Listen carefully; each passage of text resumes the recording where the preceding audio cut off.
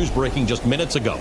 South Carolina is ordering mandatory evacuations along its entire coastline as Hurricane Florence, which is now a Category 4 storm, powers its way through the Atlantic. Look at the size of this thing. We're going to show it to you on a bigger map so you have a sense of how big this storm is. Florence is expected to make landfall in the Carolinas on Thursday.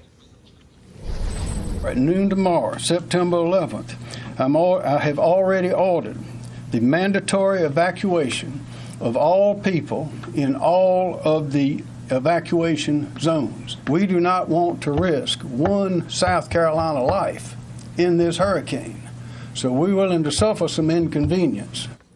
The storm has caused a Trump campaign to cancel a rally in Mississippi scheduled for later this week. NBC meteorologist Michelle Grossman joins us now with the latest on this major storm. You know it's serious because Michelle's in here with me. This is big, it's slow-moving, and it's powerful. That's right. There's no place I'd rather be. Let's start with that. Yeah. And you're right. This is a serious situation, and we're going to continue to watch this over the next several days. Time is of essence here. We have a few days before it really does make landfall, so make your plans now. We're looking at a destructive storm by Thursday into Friday. You can see by this graphic here how conducive we are for these strong storms, right? We have 3 storms in the Atlantic, 2 in the Pacific, and even the remnants of Gordon affecting parts of the Northeast back to Texas. So let's hone in on Florence here. You can see a huge storm, right? We saw that on satellite just a few minutes ago, and we're seeing the bubbling thunderstorms. We're seeing that eye form, just a perfect storm, really. And we're going to continue to see this as we move across the Atlantic here. So winds at 130 miles per hour. We're going to see strengthening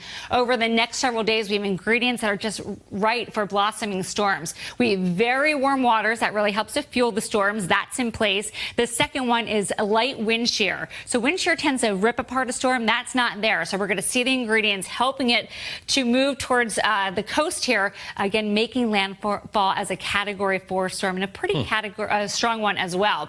So as we go throughout time here, even as it makes landfall, we're going to have lots of problems too. I'll show you that in just a minute, but it's still a Category 1 storm, so we're still going to have some very windy conditions, some high surf, lots of problems with these storms, even destructive problems.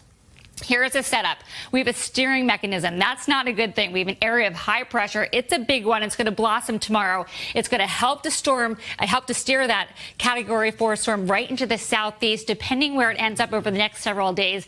And then the second problem is that high to the north. So once it makes landfall, it's going to get stuck there. Kind of when you're out on the roadway, you get stuck or there's a wall. It's not going to be able to go anywhere. So it's really going to stall. It's going to sit and spin and just drop lots and lots of rain over the next several days. We're talking anywhere from 5 up to 15 inches of rain, even higher than that. So, Ellie, we're not talking about snow. We're talking about rain. It just sounds like a lot of rain, and it will be. We're going to see some pretty bad flooding as we go throughout the next several days. And it doesn't end this weekend. We're going to see those problems into next week. So let's talk about the winds as well. That's going to be a problem where you see the pink, the highest winds. So Cape Hatteras, Wilmington, Raleigh, there you are in the pink, even down to Charleston. A little less, but still moderate for Roanoke, Charlotte, Charleston, some really big wind gusts. So keep in mind, we could see some power lines down. We could see some trees down blocking roadways. So you want to get the water. You want to make sure you have the flashlights and batteries. This is the time to prepare. I can't urge that enough, right? We want to hope for the best, but we're really going to prepare for the worst because we're seeing this trend to stay intact day after day after day, and there's not a whole lot in its way to stop it. So let's talk about the rainfall as we go throughout time here. Again, 5 to 15 inches of rain, up to 20 in some spots, and we're talking training over some areas. So it's not going to move like some other storms. Think Harvey, where we just saw that rains day after day. The bullseye will be where you see the hot pink. 7 inches, isolated higher amounts as we go throughout time. And then again, we are just really active over the entire tropics, and the ingredients are there for these really big storms. All right, I'm heading out there. I'm going to be in the Carolinas for this.